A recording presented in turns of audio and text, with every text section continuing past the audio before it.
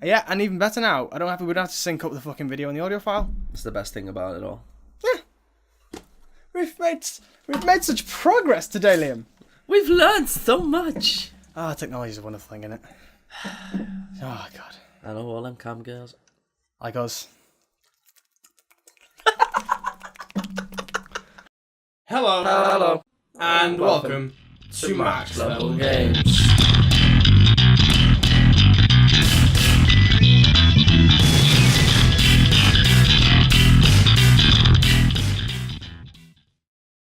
How are you doing, ladies and gentlemen, and welcome to this week's installment of the Max Level Games podcast. This is week 18. We're legal to drink And fornicate. Yeah, I thought it's you're 16 in the UK, isn't it?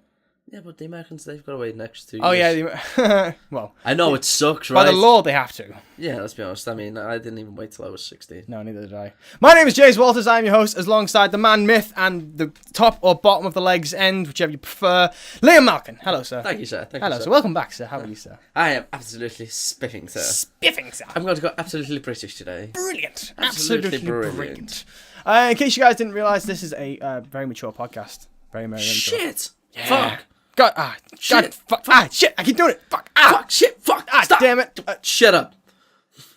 We don't sugarcoat things here unless those things are donuts. What this is, though, is it's a podcast. We sit here for usually an hour. That's usually more. We smash out an hour easy these days. Easy these days. We talk about games. Sex life isn't the same, no. God, no. You can go for an hour having sex. What the fuck are you? It's called Viagra. Okay, yeah, fair enough. We talk about games, films, comics, Absolutely bollocks. occasionally hentai. Hey, nothing wrong with a bit of hentai. No, of course not. Everyone loves those tentacles. 2 nukes made hentai, 3 makes it real. Of course it is. Of course it is. So, first section, as always, what have we been playing this week, Liam? I've been playing Far Cry, sir. I finally finished it. Finished it! I finally finished my it. Lord! So, the ending, though. That ending, no. We can't, obviously, discuss it as we would. Yeah, as we will, because it hasn't hit the 2-year rule. Yeah, it's 1 year rule. 1 year rule, sorry. Fucking hell, 2 years. No, Jesus Christ, we never talk about anything. I was meant to say, we can't talk about the 2 endings, because obviously, it's Far Cry, it's always got 2 endings. Mm-hmm. Because it hasn't hit the 1 year rule. But it's also... We did that on the first time we did that the first time I finished it, didn't we? We did the whole spoiler section at the end. It was a good game. Like I can't. It took me longer than I was anticipating. Well, to be fair, this one's a lot more open than the previous games, though, isn't it? Because like previous games, you actually had main missions and side quests and stuff, whereas this was the side quests to unlock the main missions. Yeah. So I had a lot more fun with it, though. Yeah. I had a lot more fun with this one. I mean, still 3's still the best. 3 is still the best. 3's always going to be the best. Fight me. 3 is still the best. There's no fight about it. I win. 3 is the best. Yeah, it is. Don't get me wrong. 4 sucks. 4 sucks major mandingo penis. Precisely. Carry on. 5 comes close, though. Oh, yeah. It comes very close. It is. But 3 still. So I think 3 is just going to be my favourite for the simple fact of, let's be honest. Vass. Vass? You can't go wrong with Vass. I'd go gay for Vass. Was it you I was telling about how he's in the Marvel? He was in the Marvel Cinematic Universe, and you were like, "Is he?" Was it? I think you did tell me. Because he plays Matt Gargan, Scorpion, in the Spider-Man film, which you've not seen actually. I haven't seen it. No. Remind me to lend it to you actually. Got it downstairs. So yeah, Far Cry. Far Cry, yeah. No. How hard it was to kill the last 2 fucking siblings before before Joseph. I took out. You did Faith first, yeah. Yeah. Then you went to Jacob, which was the Psycho one, voiced by Satan. We did confirm that, by the way. We did. It is Satan from It is Supernatural. Satan from Mark Supernatural. Mark Pellegrino. Pellegrino, something like that. Something weird. Yeah, something like that. But yeah, no, I went to him next, and I got killed so many times trying to finish his mission. He finished his missus. I finished his missus. Oh, well. No wonder he was pissed off at me. Exactly. No, trying to finish his missions. Yeah. Like, there was final, like, I'm gonna fuck this shit up. I got killed so many times. I know, but that last, trippy sequence is a bit Yeah, fucking those are bullet hell. Yeah, fucked me up big time. But on the other hand, I got killed that many times. I got sick and tired of it and just sort of took a noob's route. I just shot him with a sniper from range. Yeah, I'll do that. Just popped out and went, headshot!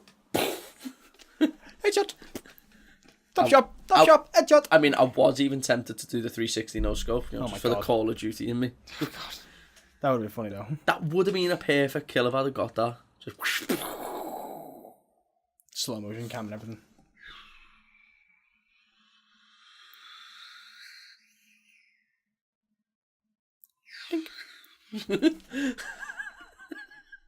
well, it's trippy, so you know the bullet's gonna come back first. Yeah, true. But no, and then I went and seen John. Is it? John's the.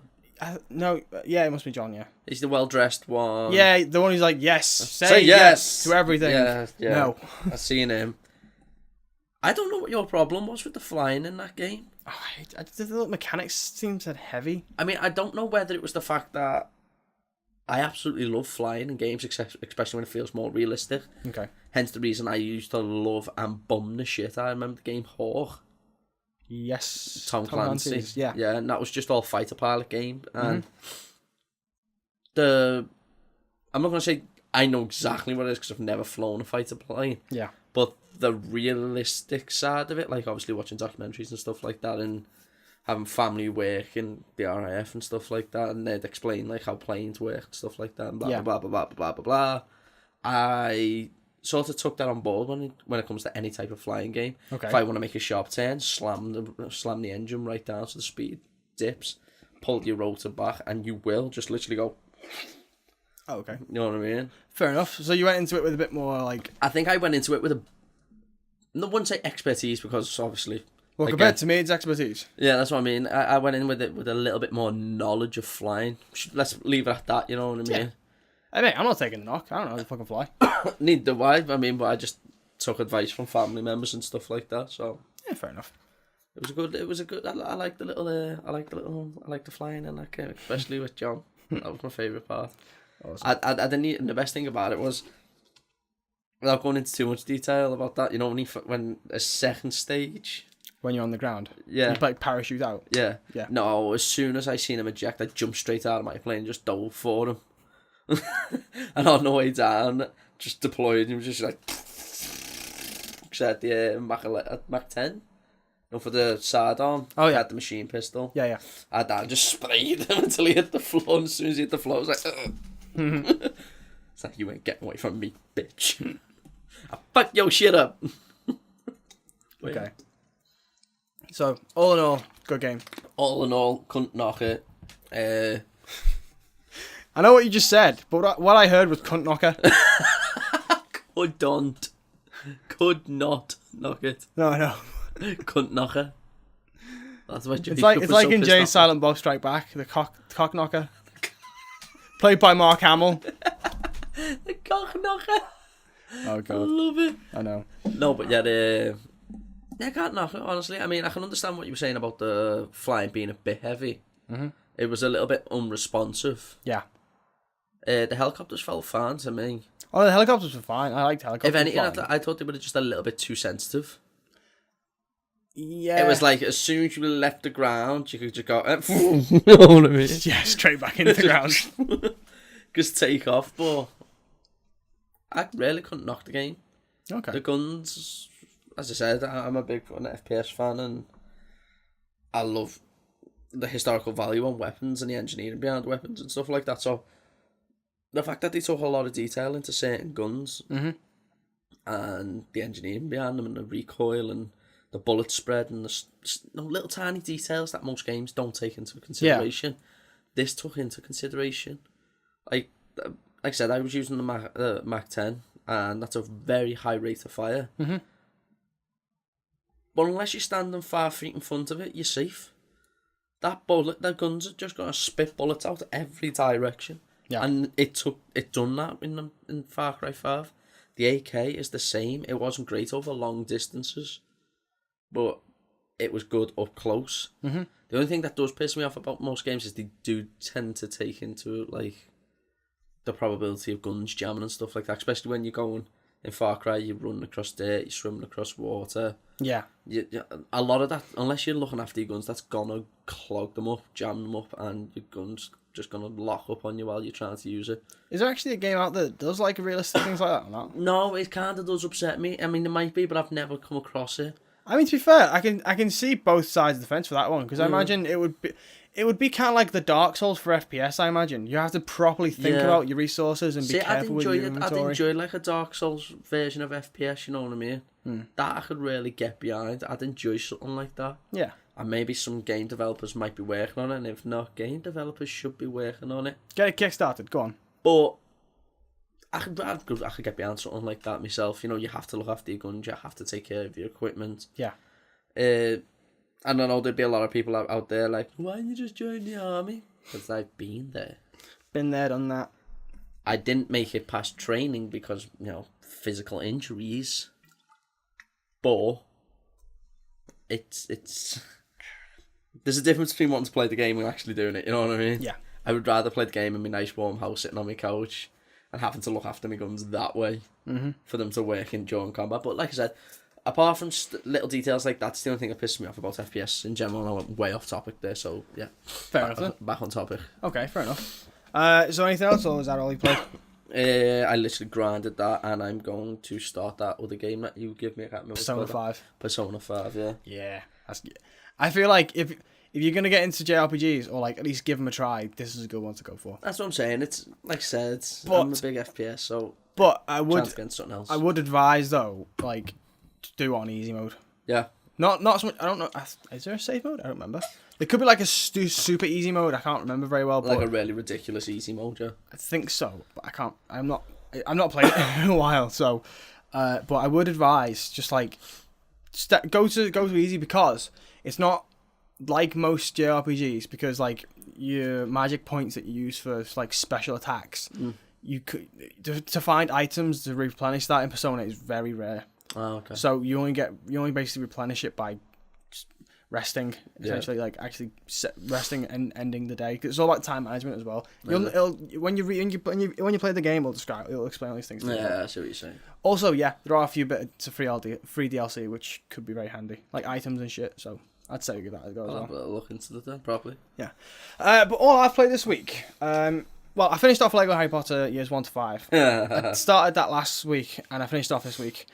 I have to say it is so much better than the first one. No? Yeah, because the first one was just so fucking clunky and horrible, and I fucking hated it. But I was like, I'm finishing this bitch.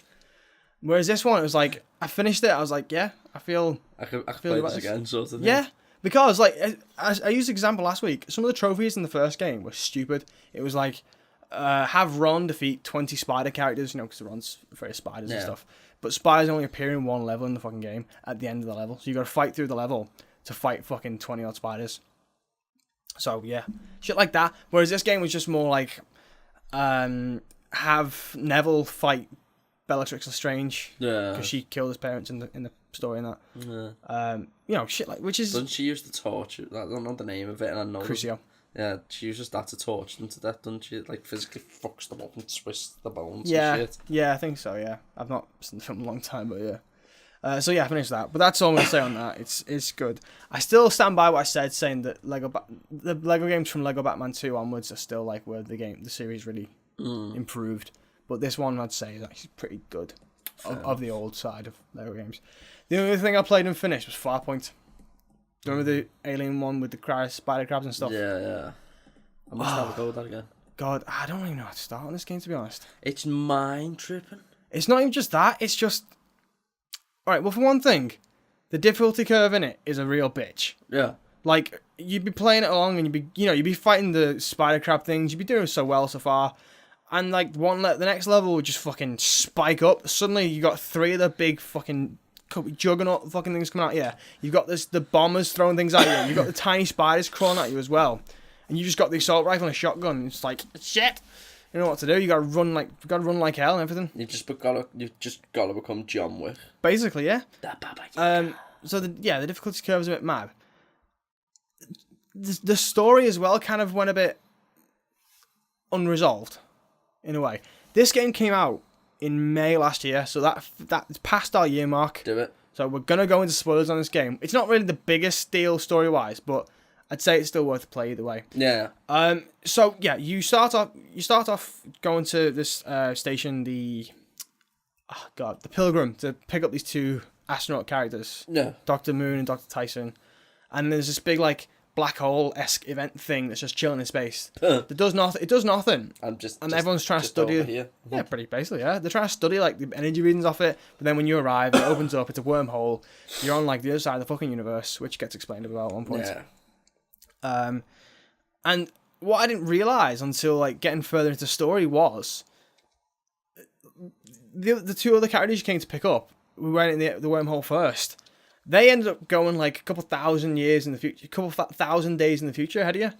Because the way it seemed, I was like, I crashed down straight after they did, and I was just following their tracks trying to catch up with them. But as you play through it and you watch back all the data logs and stuff, it starts to come up with like day 300 and something like that, or day 500. I guess like day 1000 something. I'm like, what the fuck happened? And it gets you as well because there's certain moments like. At one point, a new enemy type gets introduced. These fucking robots. Oh god, these fucking robots. The little suddenly these fucking robots to fight, like these little scavenger swarming flying things. They're a pain in the ass. And then these like remember the I think they're called AT-AT, not the big four-legged things from Star Wars, but you know in the sixth film when they're in the forest. Oh they yeah. have those two-legged things with the guns. Yeah. Basically them. They appear and they're a right bitch to kill as well. Just use the force. I tried. Didn't work. I had to use grenades instead. Close enough. Yeah, close enough. So suddenly they appear, but before you encounter those enemies, you see the wormhole appear again, and some big ship falls out, and you're like, "Oh shit, what the fuck's that?" And you go along, you recover more of those data things to follow along the colleague. So wait, is it like a Planet of the Apes type thing? It goes in a wormhole, and it's like so many years into the future, and all the apes have developed like intelligence and. I don't know. Yes and no. Get your damn dirty ape. Kind of, because as I say, you realise that they're like dead and gone basically. Yeah. They had a kid as well and everything. You meet up with her at one point. How fucking far ahead in the future were they? A couple thousand days. That's like a few years and such. Yeah. And you watch all like play out in front of you, like with this like data mining thing. Yeah. I don't know. But there's a moment where you recover one of these memory file things, and she's reacting to something falling out of the sky, and so you're like, oh, she's just seen what I've seen, so she can't be that far ahead of me. Yeah. But then you keep playing, and you're like, no, she is still. Why am I not seeing her? She should be right here. Yeah. And then it comes to like the final set of recorded data that you reconstruct, and it's like then it shows you they've actually been here for like a couple thousand days. And you're like, shit. I fucked up. And then the game suddenly turns into Halo. Because there's aliens with guns suddenly on the planet. And I had to fight them all as well. Yeah, but did you get the cool theme song? No, unfortunately not. There's no cool theme song. There's no point then. No. But, fighting the crabs was hard enough. Which now I say out loud. That was a loud noise in my ear. Now that I say that out loud, it sounds a lot worse than it did in my head. Fighting the alien spider crab things. That still doesn't sound No, any better. it really doesn't. Basically, fighting the fucking spiders was hard enough. Then those little fucking robot things appeared, and then aliens appeared with guns, and it turns like a proper little FPS thing. And I was like, oh god. At any point would you playing this going, this is definitely a Liam's game? Yeah, actually, yeah. Did you? I got to the point with the aliens, and you actually had to. You're in like a proper firefight. I was like, Liam would love this. Yeah, I would. Yeah, I want to try this. It's first person as well, so. Yeah. My only gripe is the fact that you only get two guns at a time, and you have to like swap them out and stuff. Oh. I ended up getting stuck with. I ended up swapping out my assault rifle with the sniper rifle at one point. See, I like that though. I hate like in certain games, like I want to use Far Cry actually as a point. You know, I have a grenade launcher. No, I have an RPG, a shotgun, and an assault rifle. All strapped to your back. Oh, I also have a pistol. Where do you put all this? You have a very big gun holster. Not just that. Well, America. Yeah, aye. But then, not just that. I want to jump off this cliff and suddenly have a wingsuit as well. Is he running around in this wingsuit? Probably, yeah. And if that's the case, is he running around in this wingsuit whilst carrying an RPG, a shotgun, an assault rifle, and a pistol? And a parachute bag too. And a parachute bag. Oh, and grenades. Molotov cocktails, remote control explosives. That's why it has to be first person, because otherwise you see the huge bag behind you. Just fucking carrying everything. You're basically like pulling a cart behind you. That's why you're so fucking slow. That's why you run out of energy so quick. Exactly. You know what I mean? Call of Duty, an elite soldier can't run any more than 15 seconds. No, but yeah, like with this weapon select thing, you basically swap it out. I ended up swapping out my assault rifle, which was infinite ammo, which just had a cool, like a heating up cooldown thing for a sniper that only had 3 shots. It was very powerful though, like, but you never give up infinite ammo. Yeah, I know. Well, technically they're all infinite ammo. It's just some have like limited capacities that you got to reload all the time. And then at one point I got alien guns, and the alien guns in the game are shit. You got it says the alien rifle. It's like a pulse rifle. It's like a 5-shot thing. You get like 15 shots out of it, but then you got to reload the thing. And it's got like a shield on it, but then everyone keeps shooting past the shield all the time. Every time I put the shield up, they still shot me. I was like, what the fuck is this for? And then you got like the spike gun, which sounds cool, but it's the aiming on it's all fucking wacky as well. It was an alien gun. Stop trying to use it like a human. I know, but trying to like actually aim it and hit and land anything, it does like a whole arc thing, and I can't tell whether it's actually going or not. Eventually, I just fucking sprayed it and pulled the trigger button to make them all explode. Yeah, that was it. And then the game itself finishes, and I'm just like, it's so unresolved. Is it very Soprano? Kind of. Just sort of cuts off. A little bit. It doesn't like. I think it's very obviously implied that you die. You go with your colleague's daughter to get to the big like pillar thing that's going to open the wormhole for you to escape. That's what she keeps saying. We're going to get in my shuttle and escape. But then you get in the shuttle and she pulls the gun and she's like, we're not going. We're not escaping. I want you to drop me off at the pillar and you can fuck off and do what you want. And you're just like, cool. So you, bitch. Someone's got a gun to my... Yeah, no worries. No, yeah, you want me to leave you on this fucking desert planet? Yeah, you're alright. I'll go on then. Why not? I'm not going to stop you. And then as you drop her off, you don't see what she does or where she goes. And you go to fly towards the wormhole and it closes. And you're like, dicks. And you basically end up like back at the start of the game where you're in a fucking escape pod getting thrown down to the planet. But then as the escape pod opens, the pillar that was open the wormhole and sort of mining the planet, and there's a big explosion, you die. Or at least it's heavily implied you die, because everything goes white, and then you see your 2 colleagues again. So it's like, did I die, or have these guys have been teleported to some kind of fucking prison planet thing? I don't know. Prison planet? Prison. That'd be a petrifying thought. No, not just going to prison, going to a whole new planet. That is a prison. Yeah. That's petrifying. A little bit. But all in all, really, I like the story. It's just they didn't explain the whole time jump thing very well, or like they didn't really explain. I want to know what happened with the girl. To be fair, like, did she die? Did she find the head of the aliens and wants to get her revenge? I don't know. Did she mate with him? Did they create new fucking species of life? I don't know. And my only other real big gripe is the fact that this game was sort of marketed with that aim controller for the PSVR. Yeah. It is a VR game. Probably should mention that as well. But most of the time, it lost the tracking with the head, which when I only had the sniper rifle as my only usable fucking gun, trying to aim it carefully to get some good shots off, it's like the tracking was everywhere. Yeah, I was like, Can you imagine if that was in real life though? Just like you're trying to aim and your arm starts like spazzing out and you just he's fireball off and he's like, well, I see a bird just fall off the ground. Yeah, so that's my only real gripe with it. End up hitting a like bald eagle. Just all the Americans hate me right now. Yeah. So, I kind of want another one. Yeah, but I just want to fix the tracking. So, and at least if they're gonna restrict it to 2 weapons at a time, at least when you pick up a new weapon, have like, I don't know, some kind of fucking item box like in Resident Evil where you can swap out the shit ones. Yeah, I can see what you're saying there. You can actually do that when you finish the game. Like a new menu appears where you can actually swap out you can go into a chapter with 2 specific weapons. But as well, I haven't explored it properly. You can level up and get better versions of those weapons as well, like with bigger ammo clips and stuff, or stronger damage. I really don't know, because there's not really... It's not about the size, James. It's what you do with it. It's how you use it. Exactly. So, all in all, Farpoint, good game. Just fix the tracking. And then the last thing I've played, which is my next game I'm going to finish. Complete, play, whatever you want to fucking say. Is ukulele platformer. I was gonna say. He's gonna stop like somewhere over the rainbow. No, the one that's like Banjo-Kazooie, but Yeah. new, and you're a bat and a chameleon and stuff. So Ah, man, this cough's gonna kill me. possibly, yeah. It's kind of what they do tend to do. I've got AIDS. You have AIDS. Yes, you have AIDS. I don't have AIDS. I've got super AIDS. Super AIDS. It's like the devil, but the super devil. Family Guy references. I love it.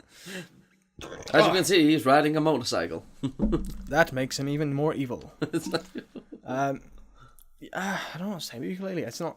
If you played Banjo-Kazooie, if you played any of the old like N64 Rareware games, platformers, They're all pretty much the same. it's pretty much the same thing. It's nice, like, it looks pretty. I'm enjoying it so far. It's just, there's not much to say about it other than that. And I will say, though, it tends to crash on me very easily. Like, the very beginning of the fucking game. You mean, like, no, not like Bandicoot Crash. I know, but it's Yeah, I get it. Like, literally, I know. you get to the fucking menu, it says, press X to continue. I'm like, okay, press X. Press X to continue, press X. I do this like 6 or 7 times until like 5 minutes later, it's like, oh, you pressed X, cool. So, yeah, that's all I'll say. missions must be a bitch when you've got to jump somewhere. Oh my god. No, a little bit. Loading times aren't actually that bad, to be fair. So, Can't moan then, can you? Really? yeah, not really. Okay, right, that's half an hour worth of playing stuff. There's nothing really mentioning worthy to watch, is there? Nothing mentioning, really. Not one worth really watching, no. I mean, Well, not that we've watched, I mean, like, not that we're going to talk about. the only thing real information I've really got's more. It's a bit of a bitch. No, a bitch fact. That's quite sexist. It's more A bitch factor? What the fuck's a bitch factor? a bitch fact. You know, I'm a grown ass man, and I watched, and I am up to date with Orange is the New Black. Oh, okay. Fair enough. It's good. Oh, okay. That's all. I'll just leave it there because there's not really much you can talk about. I enjoy it. I remember that was one of the first Netflix original shows, wasn't it? It was one of, yeah. And people were mad over it as well. Yeah, they went nuts. Was Jason Biggs in it as well? From American Pie? Yeah, he was in it for a tiny. I think he was in it for like 3 seasons. He was like the Yeah, he was like the main... protagonist's husband, and she ended up meeting up with some lesbian lover that she loved years ago. And Fair enough. Okay, so... prison changes people. I imagine it does. I don't have a plan to find out, personally. So, right, film news. We have a lot of film news to go this week, and game news, and then we got an extra bit at the end of the podcast. Tee-hee-hee-hee. Tee-hee-hee-hee-hee. Secrets and secrets and such. I don't know where I was going with that. I don't know where I was going with that. Okay, so film news. This is in no particular order. There is actually literally no order for this. We're just going to go through it all. Incredibles 2. It has surpassed $1 billion worldwide in its box office. The first one made like 600 million. So this is done like... Yeah, but that was when we didn't have. We had to ask parents to go take us the pictures. Yeah, I suppose, but... Everyone's grown up and got their own jobs now. It's like... And I can afford to pay the pictures So themselves. they're going the pictures to watch it themselves. Well, we say afford. Okay, we might not be able to afford. We broke ours. We go on cheap Tuesdays, like, but yeah. We go on like 2 cheap Tuesdays, 2 for Wednesdays. Yeah, the days when there's good offers on. Yeah. It's basically, it made $574 million domestically, which I assume means in America, because it's an American-made film. And then Damn! $430 million internationally, so we contribute to that Yeah, we here in the contribute UK. It's the highest-grossing animated film in domestic box office history. So, I think that's pretty cool. And it's a good film. I've seen it. I thought it was pretty good. I have not. You have not yet. Yeah, we were supposed to go watch it We were together. supposed to, and then I end up having to go away. Yes, we won't get into it. But... We'll go watch it again. I'll watch it again. It was a good film. Yeah. Yeah, I'll watch it again. Yeah. Keeping on the Disney train though, the Disney Fox merger deal thingy, which we got approved last week. Yeah. Like Fox said, yeah. It took them 15 minutes to say yeah. By the way, they were just like unanimous. Like we're getting bought. Yeah, cool. We getting paid by Disney. Yeah. We go with this. Yeah. Yeah. Okay. Yeah. Yeah. All those in favour say aye. Like everyone says aye, and all those against, nay. Just Shut up, Steve. What? No. The one guy at the back's like, shut up, Steve. No one cares. We don't care that your mother's dying of cancer. No, okay. That was a very random tangent, but moving on. Yeah, the whole Disney Fox deal, it's going to cost about 5,000 people's jobs. God damn! Yeah. But, to be fair, right, that sounds bad. And it is. It's 5,000 people going That out of job. sounds bad. No, that is bad. No, it is, right. But look at it in the perspective of this. If Disney didn't buy Fox are going to go bankrupt and fucking close in like a few years' time anyway. And then how many jobs are going to get fucked? Everyone's. Yeah, that's like Fox as a whole is dead. So it's way more than 5,000 jobs. Don't tell the animal rights activists. Yeah, don't tell them that. But you got to specify it's Fox Entertainment, not Fox. You can't even say that because they go, what? Animals entertained? I can't be having this. I must fight. For animal rights. To party. That's what I was thinking as well. Oh, God. Beastie Boys, bro. But I will say as well on this whole 5,000 people getting sacked thing. It's not just like they're gonna fuck off all the lower guys. It's people all over the spectrum are getting fired. So big top executives are going. Oh no! The $1 million industry is sucking the million, billion, trillion fucking people that can afford to burn fossil fuels for the next 2,000 years and no one give a shit. Oh no! You done? I hate rich people. I noticed. I don't. They have no respect for life. We know this. Is it still recording? Yeah, it's still recording. Okay, good. Panicked for a second there. Next bit of news. Right, so the whole James Gunn thing being fired and such, and everyone's like, is he coming back? Is he not coming back? Someone was saying, like, to me last week that they heard on the radio that there was talk of him being rehired. But those sources, those people saying that had no sources. The people saying he's not coming back had no sources. But Variety, like the entertainment company, they've been saying that he's not coming back, and apparently they've got sources to say, yeah, he's not coming back. So what to say? He won't be coming back. Disney don't like the tweets, obviously. Oh no, Disney! You don't like the tweets, but you indulge in Nazism. Yeah, back in the day. Just fuck off. He wrote this back in the day. Yeah, I know. Can't be doing that. That's bullshit. I know. Well, this is why everyone's got beef at the minute. To be fair. But Variety also reckons that we're going to get a new director announced soon, but apparently Disney not really in a rush to announce a new director. At the minute, they've got other shit to deal with. So yeah, but as we recently learned, well, as I recently learned, they've got to start doing it in January, and we're in what now? August. Well, yeah, that was the original plan, was to start production in January for Guardians 3. But then obviously this all happened and James Gunn got fired and everyone's sad about it. I do think people are just getting too sensitive nowadays over shit. Oh yeah, no, especially as we said, it was 10 years ago. So I mean, as we said, it's 10 years ago. It's not new news. It's fucking old news. It's been brought up before and everyone's giggled and laughed about it. And now because he's made a bit more of a profile for himself, suddenly he's got to start being more politically correct. No. Yeah. I mean, I don't care. Let's be honest. Me and you, if we ever made it massive doing this, I'm not going to change my personality. No. I'm still going to say shit that's going to offend people because I find offending some people fucking hysterical. I can't help it. I find it funny as fuck. And I love it when they get this little... You can just see like this one little vein appear from their heads and it's just like, yes, I've won. I've won my child. You know what I mean? I love that. So anyone who's got the balls to speak out like and have a joke about certain things, especially taboo things. Yeah, a lot of people like are in the mindset that the best way to deal with the bad stuff is to laugh at it. Exactly. But yeah, that's by the by anyway. So, right, we'll move on a little bit because we got a lot to go through and not much time. Well, bit of time really, but still. Avengers 4. You know how the last Avengers film, Infinity War, got its release date pushed forward? Avengers 4 might be doing the same thing. It might be coming out late April, as opposed to early May like it was again. Basically like with Infinity War. Yeah. Yeah. So, another thing, Sony again with the Spider-Man spin-off movies. You know what they're making next? Or who they plan to make next? Didn't you say Silk? Well, yeah, we mentioned Silk before. So we got Venom on the way. Silver and Black is a thing they wanted to do. Morbius is a thing they wanted to do. Silk is a thing they wanted to do. Now Kraven the Hunter is one thing they're going to do. Kraven the Hunter. He's a Spider-Man villain. But, like... right.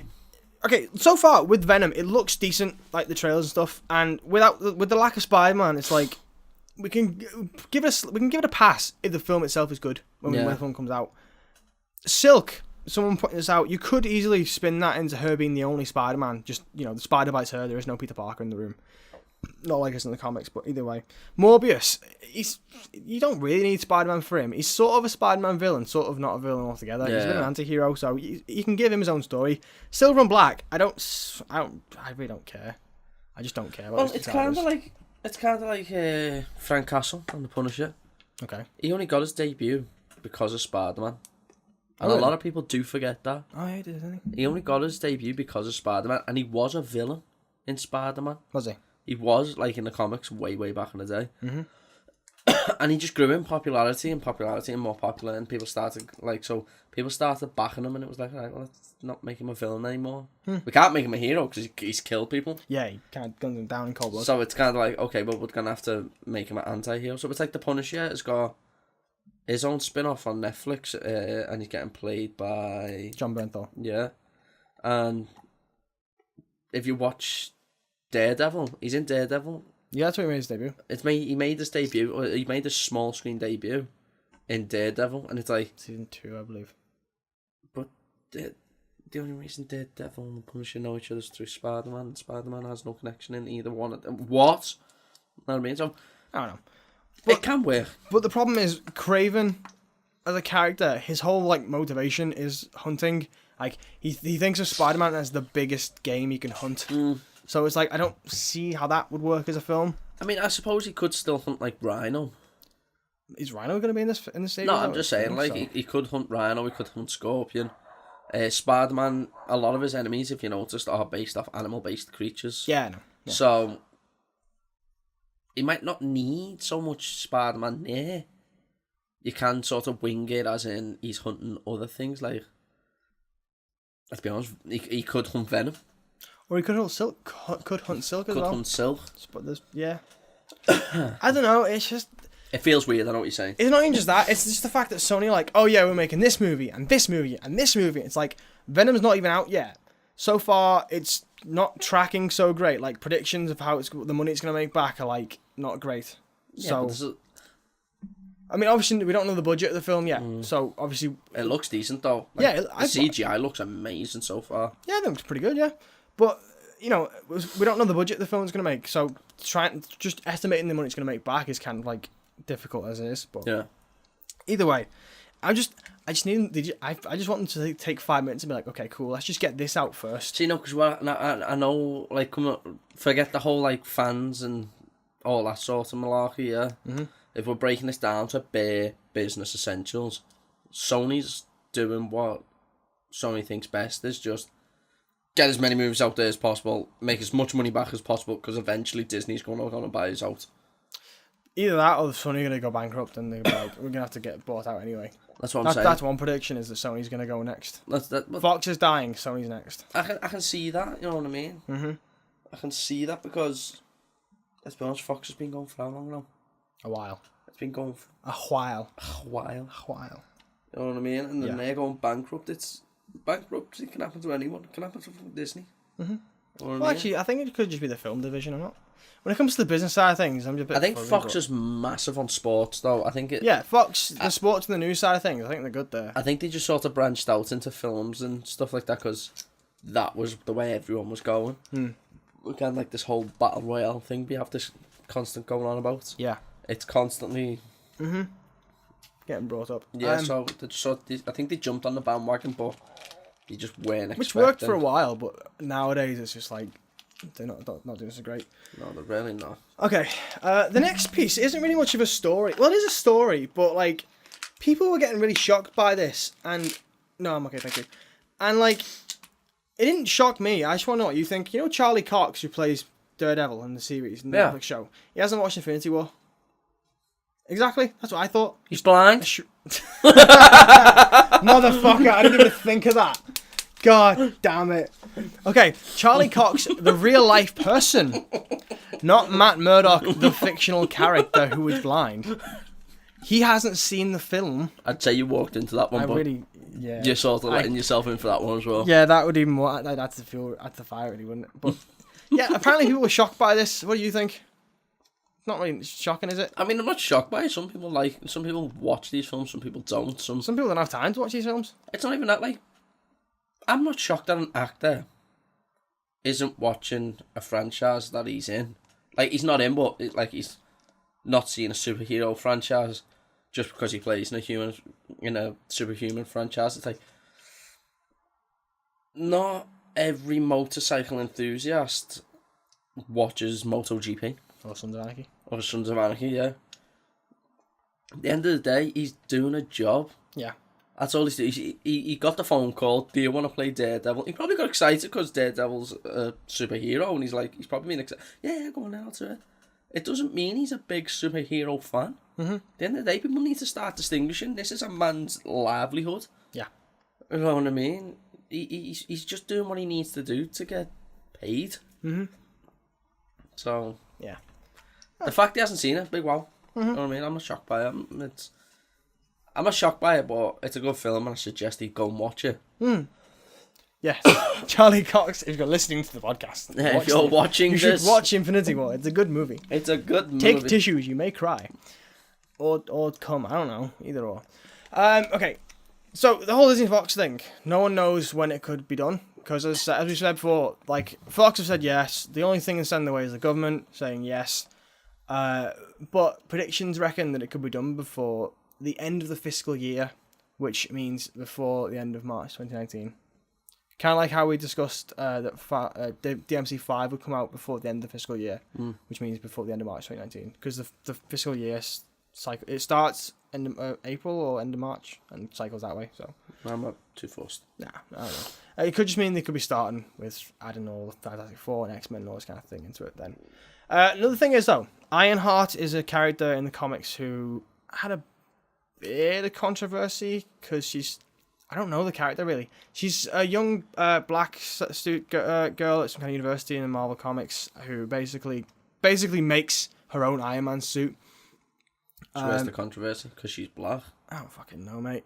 Come on, it's beyond. People get upset over stupid things. I don't know. I think stupid. To be fair, I think one thing I've heard criticism why isn't the whole black girl thing. It's just apparently she's a bit of a Mary Sue. Mary Sue. Like a character who can, a female character who can do anything she needs to. There's no struggle. There's no. And what's wrong with being an independent, strong black woman? No, not like that. I just mean like there's no challenge for her. Any obstacle she has to overcome is done easily. It's like people say, the Doctor is a John Doe because he happens to find the right solutions at the right time, or like when you refer to something as a Deus Ex Machina, it just means it is the thing that will fix everything, like the TARDIS. Like I said, this is stuff that I've heard about the character. I don't know. I don't read the comics. I mean, is there really a problem in having that type of character? I mean, it's fiction. Well, yeah, I know it's fiction, but people like characters that have arcs, have difficulties, have their own character, have their own like personalities and struggles to overcome. Yeah, but it's like how Tony Stark was a crippled alcoholic at one point. Yeah, but it's I don't know. No, neither do I. But that's not the point anyway. The point of this piece of news is apparently we want to make an Ironheart film at some point in the MCU, and apparently there's a good script out there at the minute. They just if there's a good enough strict, yeah. If there's good enough script and they get good enough actors and the film is a good enough watch, I say go for it. Yeah, of course. I'm never gonna knock someone and say no, don't do this and don't do that. Because at the end of the day, yeah, and as well as that, Robert Downey Jr. can't be Iron Man forever. Exactly. Eventually, it's gonna have to be passed over. I mean, Logan's semi done it. Yeah. He sort of like passed the gauntlet on to. Always forget her name. I forget her name, but I remember she's called like X-23 or something like that. But yeah, that's what I'm saying. So he sort of passed the gauntlet on, and they used his DNA to mutate this girl. So in a way, it's kind of his daughter. Yeah, sort of a daughter-esque, yeah. Yeah, it's a daughter-esque type thing. So we sort of he's passed the gauntlet on. So Iron Man's gonna have to do the same soon. And the same with Captain America. If these franchises are gonna go on and on and on and on and on, unfortunately, superheroes don't actually exist. So time's gonna catch up with these actors. Yeah. You'll have to excuse me, seriously. Yeah, no, it's fine. Carry on. But yeah, that's another thing. And then another piece of news to the MCU. There's a lot of MCU news as always. Crossbones is apparently coming back. This confused me because I wasn't 100% sure on who Crossbones Okay, was. so do you You've remember? explained it to me. I understand now, but it was just like, Okay, right. So you remember watching Captain America: Winter Soldier? yeah. And there's all those Shield guys who turned out to be Hydra guys. Mm-hmm. There's the one guy who was fighting Falcon, and the building was getting crushed, and as we were running out the building, and he got caught in the rubble and stuff. Yeah. And then that's Crossbones. He was in Civil War at the start. He's the guy with the big X on his chest and those gun things. He's the one in Civil War who sets off like a bomb, and Scarlet Witch contains it, and then tries to get rid of it and takes out that building. Takes out the building, yeah. Yeah, he's the bomb, basically. Okay. That's Crossbones. So apparently he's going to be in the MCU still because How? I don't know. He's This is dead. Well, this is the thing. The whole thing around Avengers 4 is that it's going to involve time travel and stuff, isn't it? So Yeah. I don't know, possibly alternate realities. So maybe Is there's the a reality. Scarlet Witch actually going to stop him before he explodes? Or maybe they just failed the mission altogether. He didn't need to explode. I don't know. But I think he's got like a 3-movie contract, and obviously he's only been in 2. So when and where he'll appear, no idea. Dave Bautista. The Batista bomb. Yeah, and he plays Drax in Guardians of the Galaxy. We all know, and we've covered this before, he's not very happy with James Gunn getting fired. He's definitely vocal about it. Very, very vocal about it. He's been slamming Disney, just saying, like, the whole fact of working there is nauseating as well. I mean, Disney need to be told straight. I mean, I don't give a fuck how big the company is, and I don't care. I'm probably going to get assassinated by, like, Goofy next week. But they need to be told, just because they're the worst. You can't sack someone for offensive shit when you used to do it way back in the day, and you still do it to some sort of degree in most films. Like, seriously, just Google it. Okay. There's a lot of modern films with racism in and everything that you just don't notice. Because they do it so subtly and so, like, sly. It's unreal, just watch it. But Disney are one of the most racist people out there. They're one of the most controversial companies out there because of this whole offensive, like, they do stupid little things and people completely forget about it because, oh, it's Disney. Who gives a fuck whether it's Disney or whether it's some dude in the garden recording a film himself? You know what I mean? Mm-hmm. It's double standards for one. I've said it before and I'll say it again. Disney actually used Nazism, not as a joke, but as an actual, an actual plot line. Yeah. In one of them fucking selves, Donald Duck is on a press, and he's like pressing Nazi weapons, and then pictures of Hitler go past, and he stops and screams Sephora with his arm fully extended in his Nazi salute. It's like, how can you turn round and sack someone for saying something that was moderately sensitive 10 years ago? Now, when 40, 50 years ago you were sitting there using Nazism. Yeah, it's double standards, and it fucking pisses me off, and I back Batista up 100% in what he says. Okay. Well, as I say, yeah, rant over. He's giving them shit because he didn't like the fact James Gunn was fired. He also wants them to use the script that he wrote for Guardians 3, or he wants to go, basically. So recast him, sack him, I don't know, get out of the contract, doesn't matter. He wants James Gunn's script used, he wants James Gunn back, full stop, basically. Too right, I reckon James Gunn should come back. Yeah. And another thing as well we learned was, we covered like all the different responses and stuff to James Gunn being fired. Kurt Russell, who played Ego in Guardians 2, he's had a statement as well. He was asked in like an interview what he thought, and he said, "I think we're getting a little too sensitive on maybe some of the wrong people." Come here. Yeah, 100%. Yeah. Okay, so light-hearted news. We're gonna get away from Disney for all 5 minutes. I hate Disney. I know, mate. Henry Cavill, who plays Superman, Justice League, and Man of Steel, and Batman vs Superman, apparently he's a big fan of The Witcher. He's also in Mission Impossible Fallout as well. Yeah, I've not seen, I've seen the first one. I need to watch the rest of them. I've got them upstairs. I think the second one's the best out of all of them, if you'd ask myself personally, but... Fair enough. So. I will get them watched. So he was asked, actually, at a Mission Impossible Fallout interview with IGN about Geralt of Rivia from The Witcher, because he was just saying that he was replaying Witcher 3, essentially, and He's a gamer. yeah, That's Superman is a gamer. That's the coolest thing I've heard. Yeah. And the guy interviewing him for IGN said something like, they're making a series on Netflix. Would you be interested in playing Geralt? He's like, yeah, hell yeah. And at first when we saw this, I couldn't see it. Like, I couldn't picture it in my head. Then we Googled it real quick to see if people's done fan art and stuff. You'll see one of them as the thumbnail for this week's podcast. Just Not even trying a little bit. But there are others that I'm like, okay, yeah, that actually looks pretty convincing. So, I don't know. I imagine maybe his schedule might be a bit busy though, with like Justice League and various other DC stuff as well. I don't know. I think he'll find the time. Like I said, he seems like a big fan. He's played the games. He's read the books as well, which I didn't know there were books. Yeah. So, I think if the opportunity came for him to play Geralt, he'd be all over it. Yeah. In seconds. I mean, who would you cast though? Like, let's say, who would you cast as? I don't know. Well, The Witcher's not a series I've actually got into yet, so I can't say who. I mean, I've not played much of The Witcher, but who would I think would be badass? And who do I think would suit the look and stuff like that? Like, I'm not saying who played the character well, because I don't know the character enough to go like, bam, blah, blah, but yeah. who would suit it and who would look the best? I said it before, to me, I would put Jason Statham. Give him a wig, you know what I mean? I don't think Jason Statham would do fantasy. He does like action and stuff, but like fantasy. I don't think he would do fantasy. I'm just saying like the person who would look the part, for the ripness and and he's already got a martial arts background. Yeah, well, Geralt's more of a sword fighter than a martial artist, as far as I'm aware. Mm-hmm. Oh, I could be wrong. It wouldn't take much for him to. He likes his combat, does Statham. Yeah, that's what I'm saying. Yeah. So for me, the person who would look the best, and like body-wise, ripness, and give him a little beard and the ponytail, and I reckon Jason Statham would pull the look off.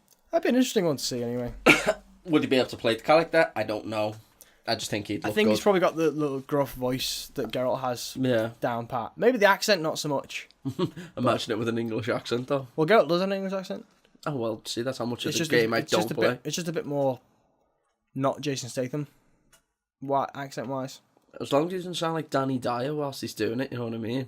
No, think more... In fact, think more Henry Cavill. Just a bit deeper, I think. Like I said, I only played like 20 minutes of the game, so I haven't played any of it, so I'm just saying, like... Yeah.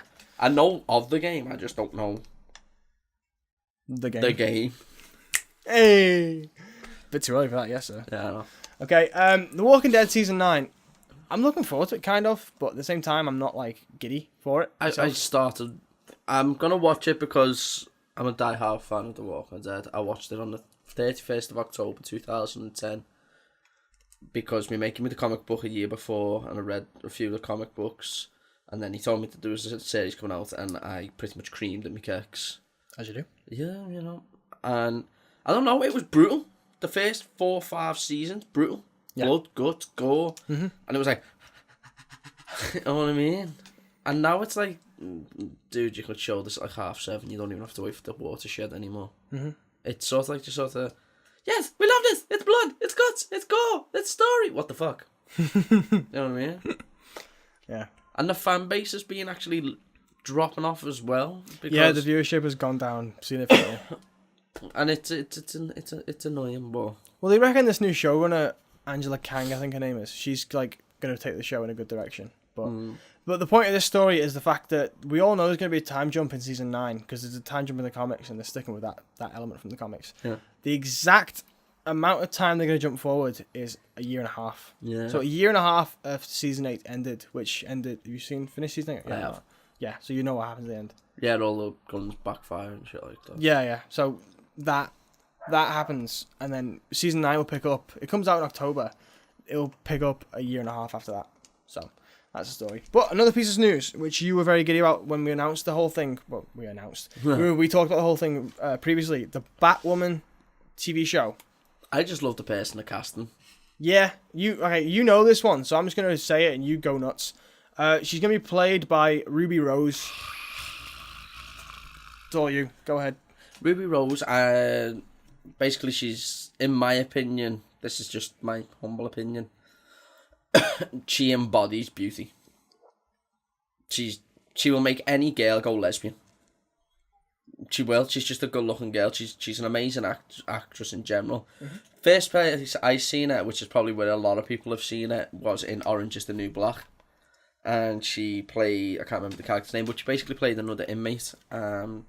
Became this sort of like love interest for Piper, who is the main, not the main character, because there's like loads of main characters, but it was meant to be based off her and her experience in prison and shit like that. But when she basically met up with this Ruby Rose character, they ended up like having this little fling and blah blah blah blah blah. Yeah. Then they ended up like stabbing each other in the back, not literally, but just like figuratively. Yeah. And then that was the last you ever seen of her, and I was like, wow. Everyone loved her. She was a big fan favorite. Like. Mm-hmm. So I assume she's not on the show anymore. No, I haven't seen her since. So I'm assuming no. I think she gets put in maximum security or something. No, just out the way. Mm-hmm. But the next time I seen her in any sort of acting was John Wick 2, where she played a mute assassin.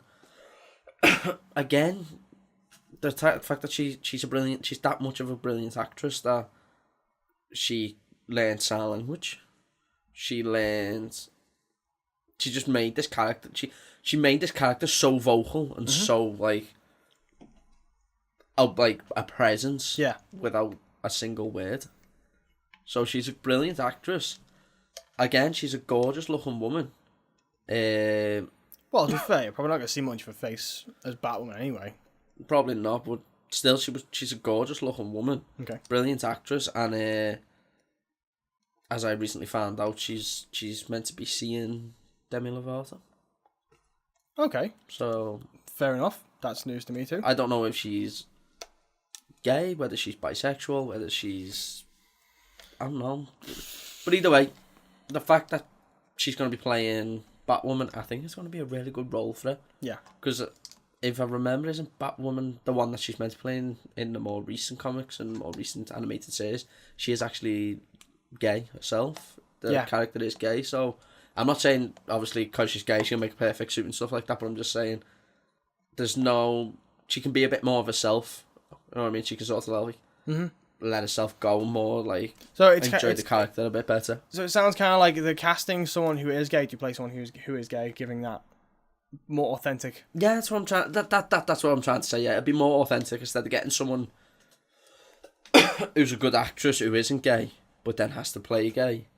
Which, you know, is not... It's not unheard of. Yeah, it's not unheard of at all. It's definitely not It's also unheard not, of. like, the biggest deal in terms of, like, It's not the biggest deal, but I'm just saying, like, let's say, for instance, if she has to kiss she's going to kiss a girl, then... And she already used to kissing girls. Yeah. It's not going to be like that sort of fear barrier sort of things that make she knows she's just gonna go with the flow. It's gonna feel more natural is what I'm trying to say. Does that make sense? Yeah, I get it. Okay. So and I should probably she's fit as fuck. Fair enough. always a plus, really. So she's gonna be Batwoman. She's gonna make her debut before her own series comes out sometime next year, I think. Mm-hmm. This December in the next big Arrowverse crossover event, which I don't watch those shows, so I don't really understand what that means, but I kind of get the gist of it. They had a lot of Green Arrow has a lot of crossovers with like Flash, Supergirl, Supergirl, Legends of Tomorrow. Yeah, I think that's what it means by the Arrowverse, because Green Arrow came first, I believe. Yeah, it was it was kind of like the tester of all things. Yeah, of the CWDC shows, that was the first one, I believe. And it was amazing. I'd suggest watching it, to be honest. It's a lot darker than the comics as well. I do honestly want to get into it, but at the same time, it's very lengthy, and I've got other things to watch at the minute. No, I'm just saying, like, when you get round to it, I'd give it a watch, you know what I mean? Yeah, probably. Okay, and the last piece of film news, I'm sorry, we're going to mention the D word again. It's to do with Netflix, because obviously the D want to have their own streaming service eventually, but they've kind of got to deal with Netflix at the minute. But that deal is going to end with Captain Marvel, when Captain Marvel comes out next year. The last of the films that's going to show on Netflix will be Ant-Man and the Wasp. Obviously not anytime soon, it's still in cinemas. Yeah. The original shows, the Marvel original shows like Daredevil and Jessica Jones and all that kind of thing, I think they're staying around on Netflix, but that's as far as that goes really for now. That's all there is to it, really, on that story. So, Death to the D. okay. Right, so, now, let's do the gaming stuff. We'll start off with the obvious. I literally mentioned it last week on the podcast, because last week was the 1st of August, and now it's the 8th of August, that they'd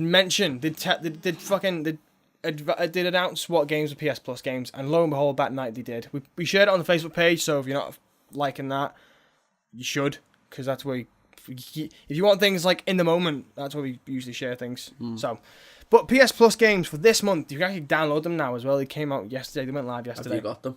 I've just downloaded one of them. Not mean of you already bought them. No, none of these games. I didn't have any of them, and one of them I didn't want, but now I have it. What is it? I'll tell you in a minute. So, the PS4 games are Mafia 3 and Dead by Daylight. Mafia 3 is an amazing game. It's just a little bit repetitive. It got rushed, if you'd asked me. I have heard that, yeah. Actually, It did feel like it's been rushed. It was kind of like, well, wait till you play it. The first couple of missions feel like, oh my god, this is going to be an intense story. It's going to be like, oh my god. Mm-hmm. But then you play and it's kind of like, oh, I've got to do this again. No, Yeah. I've got to go there again. No, I've got to go and beat up that guy again. Yeah, okay. And Dead by Daylight, it's kind of like a multiplayer thing. One person plays as like a serial killer, and the other people play as survivors. You got to get away, basically. I think it was the premise of what Friday the 13th is based off. Yeah, but then obviously Friday the 13th focus on Jason, whereas this is multiple slasher killers. Yeah, in fact, they're all like original characters, I think, except one, which is the pig from Saw. You actually get to play as that, I think, right, as well. Yeah, and then for PS3, there's Bound in Flame, which is an RPG, and then Serious Sam 3 BFE, which is before First Encounter. Okay. So, and then we actually also got extra games too. We got a free PSVR game finally. Here They Lie. I'll talk about that in a minute. And a PlayLink game, which is like a party app game thing for PlayStation. Right. PlayLink, called Knowledge is Power, which is like a quiz game, I think. I have no idea. G.I. Joe. Yeah, something like that. Now, and knowing is half the battle. Here's the thing with Here They Lie. As soon as I saw that was a free game this month, my heart stopped. Why? Because Here They Lie was one of the first games I played, one of the first demos I played when I got my VR headset. Mm-hmm. It shit me the fuck up. Oh, it's just the one with the door slammed behind This is the one with the door slammed behind me, and I fell off my couch. And now it's free. I told the missus about this, and she was like, "You've got to download it. It's now downloaded on the console at home. I have to play it later on." Or at some point this week, I had to play through this fucking game. Do you want to hold your hand? No, it'd be okay. I don't want anyone to touch me at all. So, yeah, Here They Lie for PSVR. As always, if you don't even if you don't have a VR headset, I'd still say claim it because. Can you play without a VR? Yeah. No, I don't know actually. You might be able to. I think it might be one of those titles where you can play with or without. But even if you don't have a VR headset, you still claim it because one day you might have a headset and it's like you've got it on your account. So why not? Same with all the games. I'm probably never going to play Dead by Daylight or Mafia 3, but at least I've got them. I'd suggest giving Mafia 3. It's just to say you've played it more than anything else. But I wouldn't put your expectations high. Fair enough. That's what I mean. Like I said, the first couple of missions get you hyped up for the game, and then it's just sort of a slow burn after that. That's fair. Okay. But speaking of VR, though... You get to kill a lot of KKK members, if that makes you happy. I wouldn't object to it. I mean... Who doesn't like killing racists? But yes, VR. So, Google. We know Google are kind of like making a bit of a... putting their foot in the gaming industry. You know how they said they're going to make their own console eventually? Yeah. To stream games, which is a bit streaming's not the best, but yeah. Yeah, no. Well, they've also hired Dr. Richard Marks, who is a very, very, very key developer of PlayStation VR and the PlayStation Move and the iToy. He sounded like a Nazi doctor. Dr. Richard Marks. Like, just put a bit of a German twang on it. Okay, yeah, I can say that. Dr. Richard Marks. Well, yeah, but anyone can sound German when you put it in a German accent. Well, that's what I mean, but it just sounds like a German Nazi doctor. Mr. Malkin.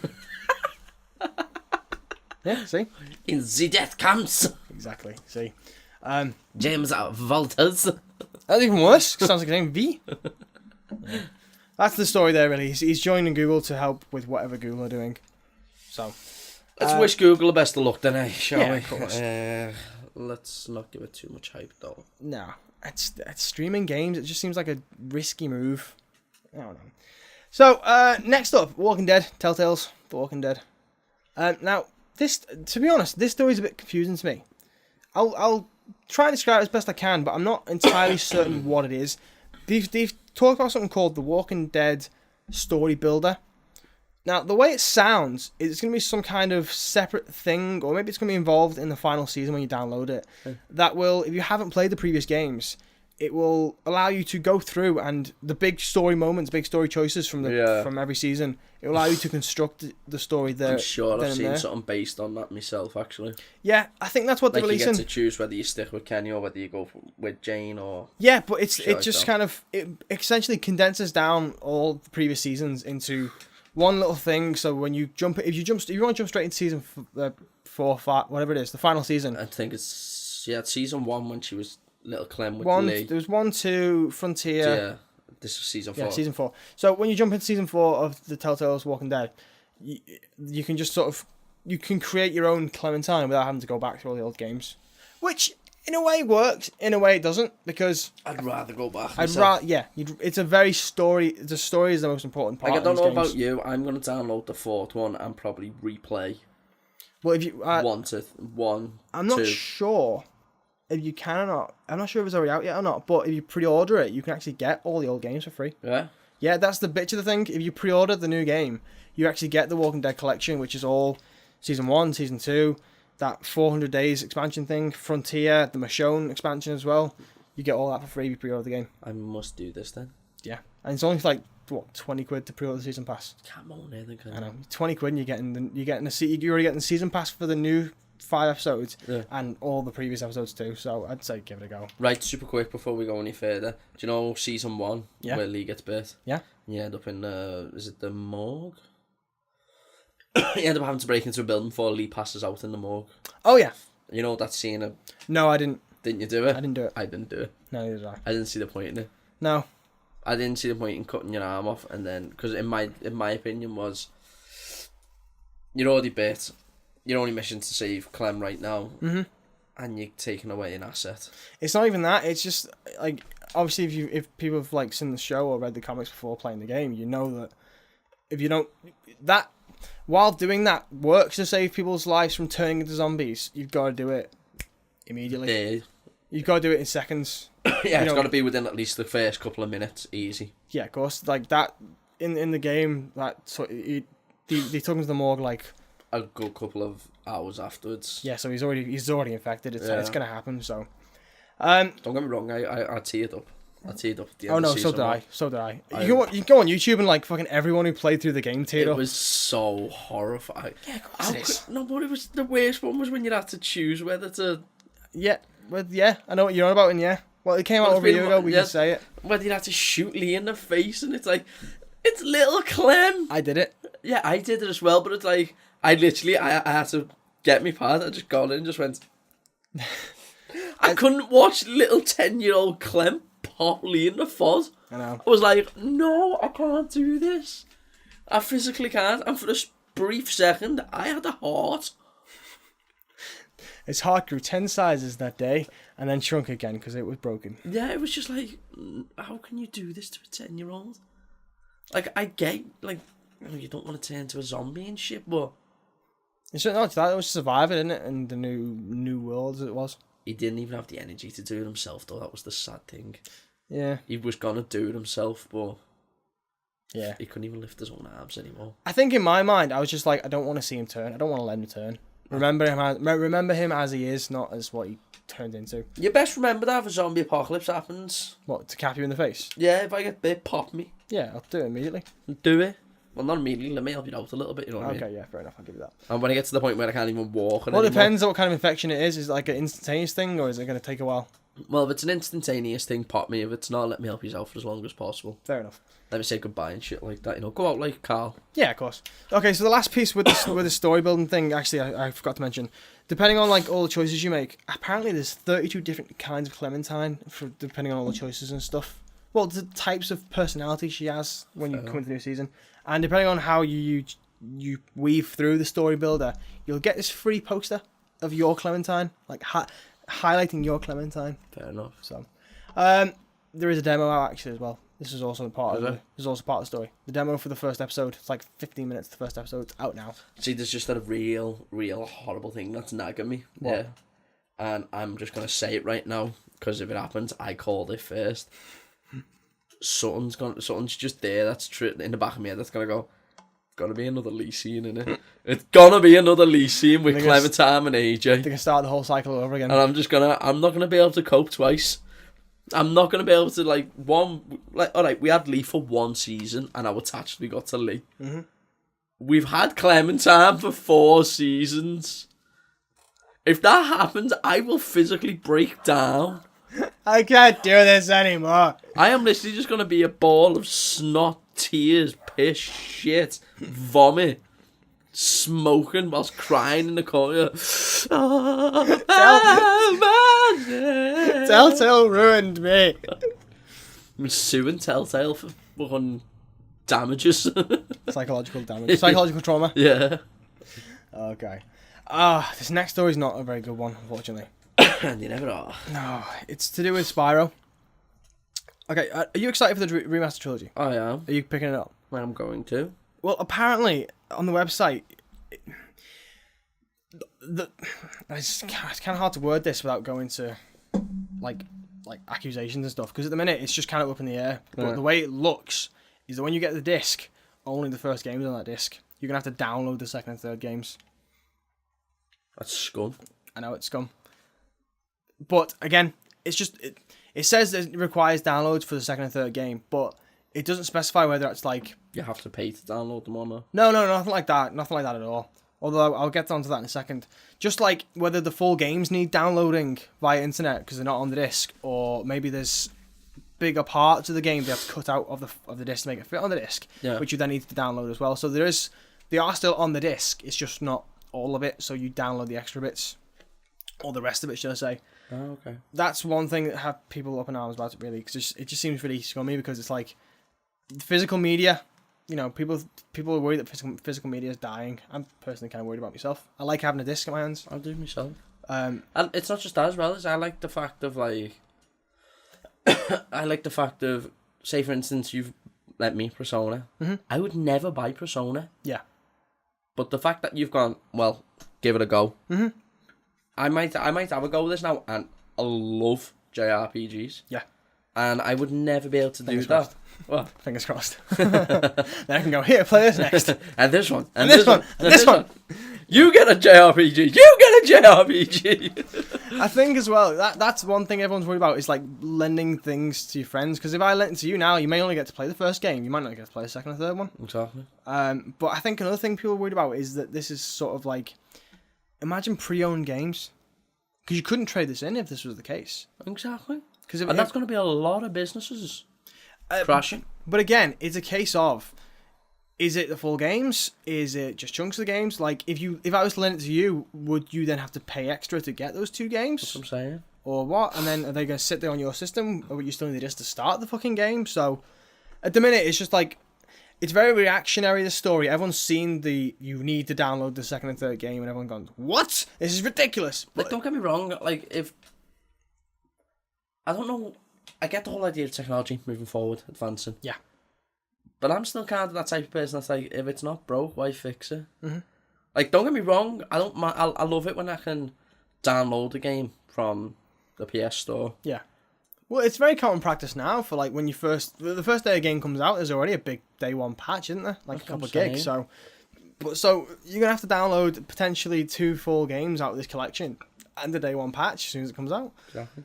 But again, it's just a case of everyone's kind of freaking out at the minute because they just think we're getting cheated out of our It games. feels like it. It does feel like it, but until the full thing comes out, just take it with a pinch of salt. Yeah. It just, People do react far too quickly to certain situations. of course you. Disney. Shade. Okay, the next piece of news is about Assassin's Creed. About what? Assassin's Creed. About what? The series that we don't talk about anymore because it's dead to us. But it might not be so dead-ish. It's more of a theory, really. It's not so much news, it's a theory. Someone noticed back in Assassin's Creed 3 in one of the cutscenes, you know when you're in like the caves and stuff, and all those like big symbols appear on the wall from the the goddesses and shit. Yeah, Someone noticed the people before and stuff like that. Yeah, someone noticed that there's like a sequence of symbols. First is the Eye of Horus, then you have the Omega symbol, and then it's followed by a Japanese like shrine Shinto Wait, so temple symbol. the Eye of Horus, we've had Egypt. Yeah, Now we've the got Omega symbol for Greek. and Odyssey. Did you see where this theory's going? I can see where this is going. If they can go with Japan. feudal Japan, then yeah. Mm-hmm. Just don't give it to us in a yearly release. Yeah, no, don't give it to us next year. It pisses me off when that happens. Yeah, we know we've already made it very clear on this podcast. And I hope they're fucking listening because they need to. We're very unhappy the fact that it's come back to a year. I mean, release. it's simple like this. Look at God of War. Mm-hmm. Look at the space between 1, 2, 3. And then he had little fill-ins. You know what I mean? And then God of War 4 came out like 5 years later, and it's fucking brilliant. And it's one of the best games. Well, as it's another piece of news in a minute. Yeah. It's the highest grossing PS game ever. 1, 2, 3, 4 ever. Yeah, because they took the time to invest and make it so good. Exactly. Don't be just fucking putting a new skin on it and throwing it out and going, hey, new game. No, it's not. It's the same shit you give us last year. Give us money. Yeah, it's the same shit you give us last year. Stop giving us the same shit. Change it up. Shake it about. Mm-hmm. If you want some good ideas, go back to Black Flag. Yeah, any day. Black Flag any day. Any day. You know, we had pirates, we had ships, we had battles on land, sea. Yeah. We had everything. We had exploring, we had underwater exploring, we had cave exploring. Yeah. You had to hunt the animals to make your suits. Mm-hmm. And each suit give you different... If you killed so many jaguars and you got the jaguar suit, it gives you, like, extreme stealth and stuff like that. Like, you literally could be on top of an enemy just like... Oh, really? Yeah, bro. I didn't actually know that. I just stuck with the one suit all the time because it looked cool. The one with the big long coat. Yeah, no, don't get me wrong. I did like the original suit you get given, but... different suits give you different abilities. Oh, that's cool. You know what I mean? Fair enough. So that's as I say, it's just a theory at the minute that we could be going to Japan after the Odyssey. We'll see. Let's just hope it's not next year. Yeah, God, please no. So, but speaking of next year, I'm actually refusing to buy this new Assassin's Creed. what Odyssey or the one after that? Odyssey. Oh yeah, no. I refuse to pay. I'm not doing it. I don't plan to pick it up anyway. I don't- Orange has just left like a very mediocre taste in my mouth. So. That's what I mean. Odyssey was bloody Origins was great. You didn't even finish it, did you? No, I couldn't. It didn't feel like Assassin's Creed. Mm-hmm. It's like it would have been a brilliant game if it was called something like fucking Warrior Within Sand. You know what I mean? Like something like I don't know. It was just off the top of my head. That's not bad. Oh, I mean, it's just off the top of my head. Something like that. You know, just it wasn't Assassin's Creed. It was a different game. Mm-hmm. If it kept the storyline, Yeah. and it kept everything else, it was just named something different. Mm-hmm. It wasn't Assassin's Creed. It'd be an amazing game. Yeah. Unfortunately, you called it Assassin's Creed. I went in with the mentality of this is Assassin's Creed, and it wasn't Assassin's Creed. Mm-hmm. So Yeah. fight Okay. me. Okay, nearly towards the end of this video now. Well, end of the news a little bit. Crackdown 3, which you talked about previously being a game that's been delayed to hell and back. Apparently, it's actually done. It's just, well, pretty much done. That's an actual quote. Pretty much done. It's just between now and the February release date they've actually set out, they're just going to like take some time to polish it. You know, just like... See what's wrong with that? Nothing? Absolutely nothing's wrong with that? And if it come, know what? And I would not be amazed. I mean, I wouldn't be shocked if it came out and it was just like the best game. Well, Xbox need a good exclusive. Yeah, that's what I mean. They really do. So... Since Halo 3, I don't think they've had a really good exclusive game.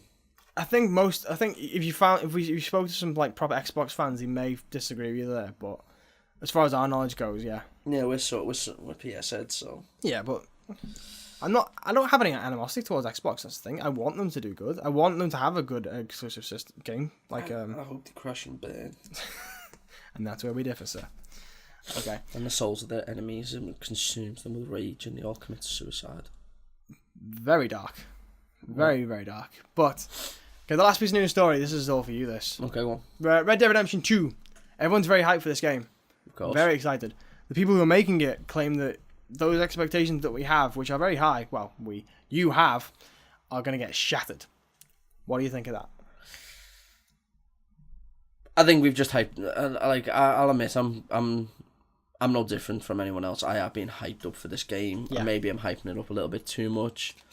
I mean, I do thank them for turning around and being like, maybe hold back a little bit. It's not the greatest game in the world.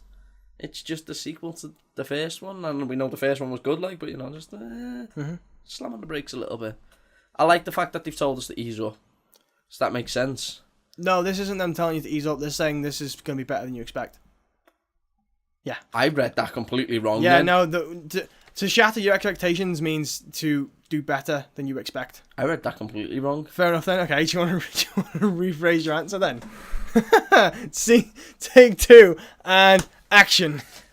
Yeah, so I can't believe that they're actually saying this. I mean, maybe that's... Fucked up. Right, no, right, then I've got not unscripted for this, so right, this is just going to come straight from... If it is amazing, if it's better than the original, if it's better than the expectations that we're even giving it, this game's going to be absolutely unreal. Yeah, and if it is, no one's going to be seeing me for months. Like literally months. The end of the year is going to come around. It'll be like New Year's Eve. It'll be Christmas. It'll be New Year. It'll be like, where the fuck's Liam? Like my mum's going to report me dead and we'll have a death certificate and everything. Everyone just comes past your room, just stinks. You walk in, you're just sat there all malnourished, still playing. Like, you haven't bathed at all. It's like a layer of like fucking grime and grit all over your body. It's developed. It's become your clothing as your grit and grime. You're not actually wearing clothes. You're just fucking covered in dirt. And just like my mum walks in my room every once in a while, just like, I remember when he was just a normal boy. God damn it, Rockstar! I miss my son. Oh, I mean, Dad's like getting angry. Mum's got to drag him out. Alright. But I hope it's if it is as good as they're saying, I hope it is as good as they're making out. Yeah. Well, that's their plan. They want to make it even better than people expect it to be. Right, so that is it. That's the news for this weekend. But we're not finishing up just yet. We have one last little thing we're going to discuss for a minute. A few weeks ago, we did sort of a reaction discussion thing to What Culture and their fan casting, for the lack of a better word, of the X-Men in the Marvel Cinematic Universe.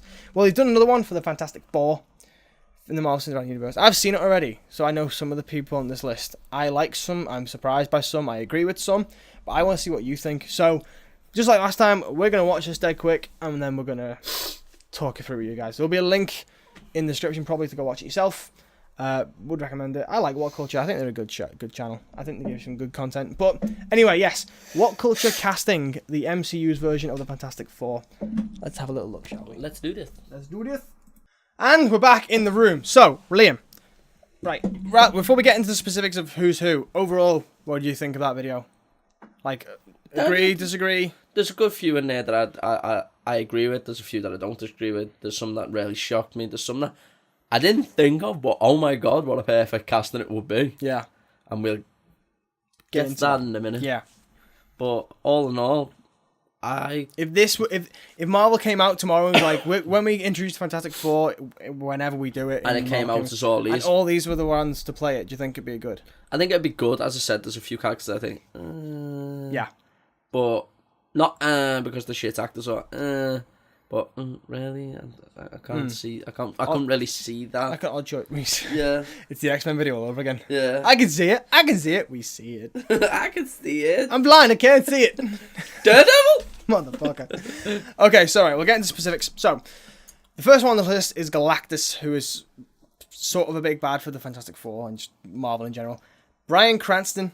Yeah, the guy who played Heisenberg. Yeah, and Zordon in Power Rangers. Zordon, which I only recently, like literally 5 seconds ago, realised. Really? Yeah. You made a big deal out of it? I know, but how have I not realised? No idea. Like, even watching him, sitting there going, yeah, that's Zordon. Not once did I ever think. The big face in the wall. He looks familiar. Not even that. Not pork pie hat on him. Yeah, just like, he's the one who knocks. Say his name. I could see him as Galactus because of just how intimidating he is as Heisenberg and just how good. Bryan Cranston's a good actor. Oh, he's a brilliant actor. He's so. He can do good. comedy. He can do action. He can do serious drama. Whether he'd commit to being in the Marvel films and stuff, I don't know. I would hope he does. Yeah, nice.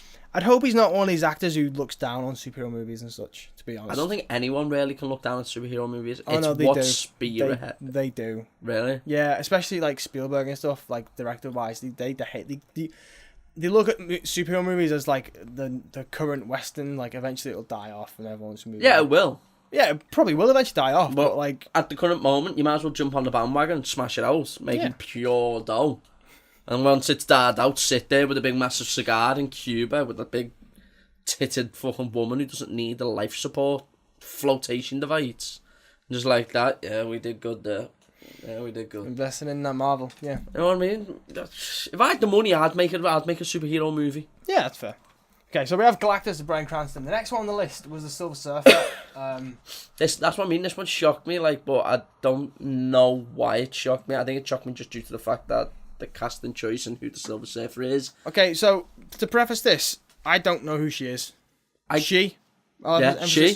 They've cast Silver Surfer as a woman. Yeah. Mackenzie Davis, who apparently is in Black Mirror. I've not seen Black Mirror. I haven't seen Black Mirror myself, and they had no pictures of it or nothing, so I couldn't even say like. No, they didn't actually. They showed off pictures of the other guys, but they didn't show off ones I know, of that was her. weird. So they showed off a lot of Silver Surfer pictures and stuff. That's what I mean.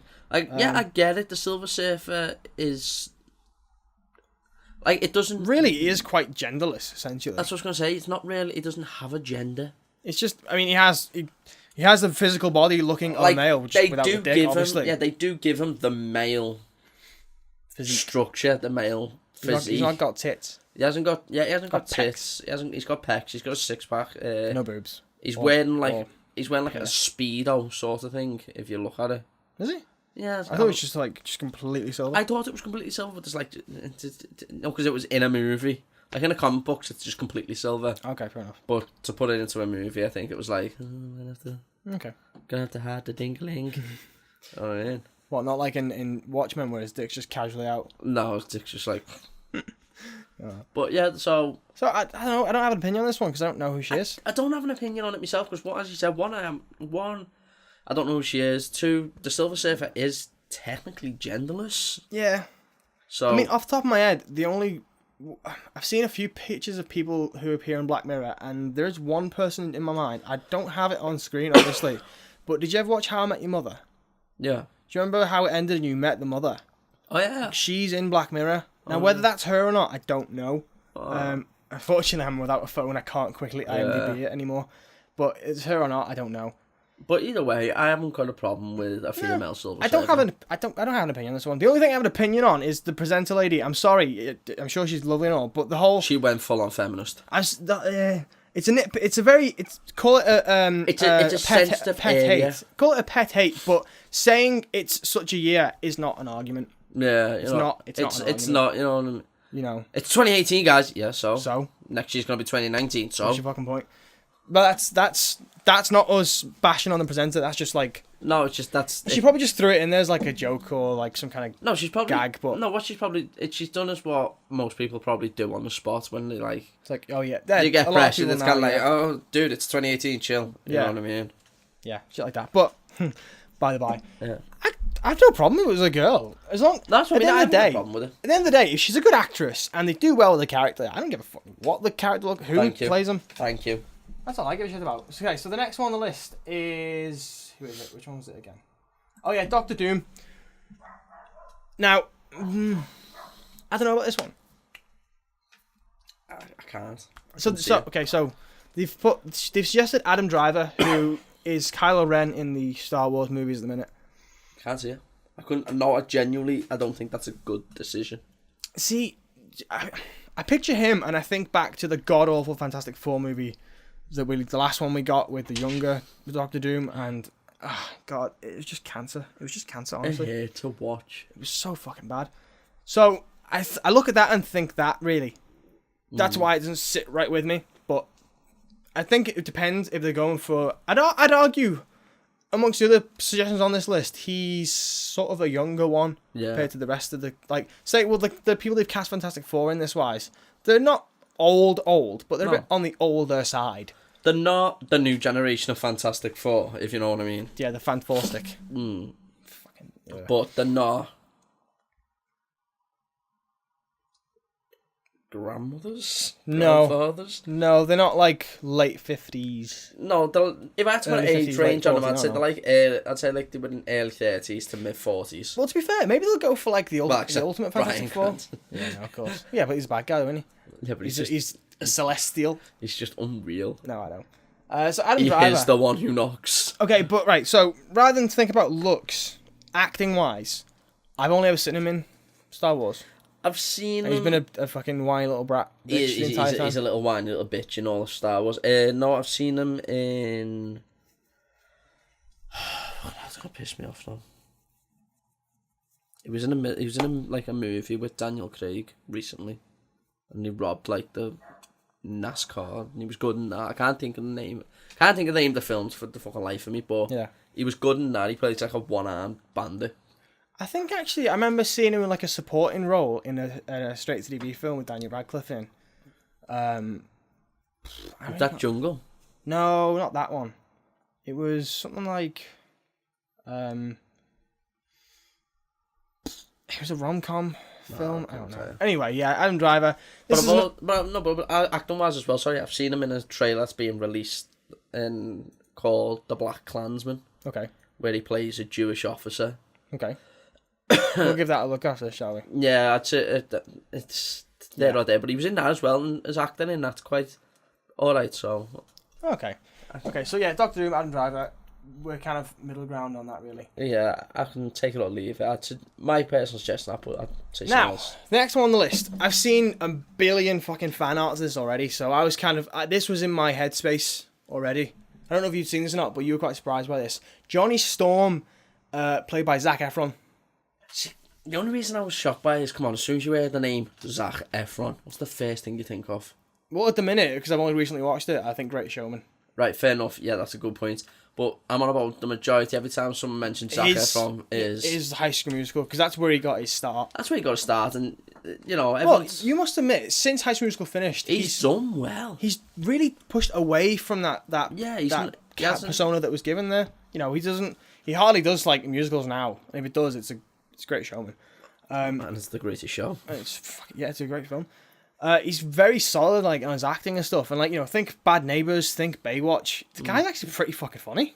Yeah, they are, and yeah. Then again, if you take the character from Bad Neighbours, he's let's be dick? honest, he's a dick, yeah. But he's an also he's a dickhead. He's a good-looking lad. Let's be honest, any lad would look at him and think, "Fucking lucky cunt." You know what I mean? And that's what everyone looks at Johnny Storm and thinks, fucking lucky bastard. Cunt. You know what I mean? And he has superpowers as well. Yeah, exactly. I mean, Zac Efron, he's got to be hung like a hamster. There's got to be something wrong with him. There's got to be something wrong with him. It's just not fair. It's not. He's got a great personality. He's a good laugh. What about he's a Hugh good... Jackman? Again, he's got to be hung like a hamster. There's got to be something wrong with these blokes. It's not fair, is it? It's not fair. Like they've got to have like an arse crack that goes to the shoulder blades. They've got to have something weird with them. You know what I mean? Yeah. No, but I've Just like to I sit say, there and go, "Hi, you freak!" I can get the pictures up after we finish recording this, but I'll show you the fan art because I've seen it floating around a lot of Zac Efron as Johnny Storm. So in my head, that's a I can perfect see- look. No, it would work. It would work. And I think he's pretty funny, so it could be pretty good. So next up is it Susum or Bengren next? I think it's this. Yeah, it's the Thing next. Now this one. This one really caught me by surprise. Your face on this one was fucking funny.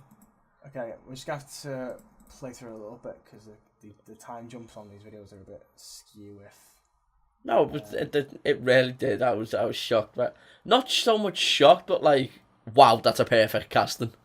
See, I don't know. Oh, you reckon?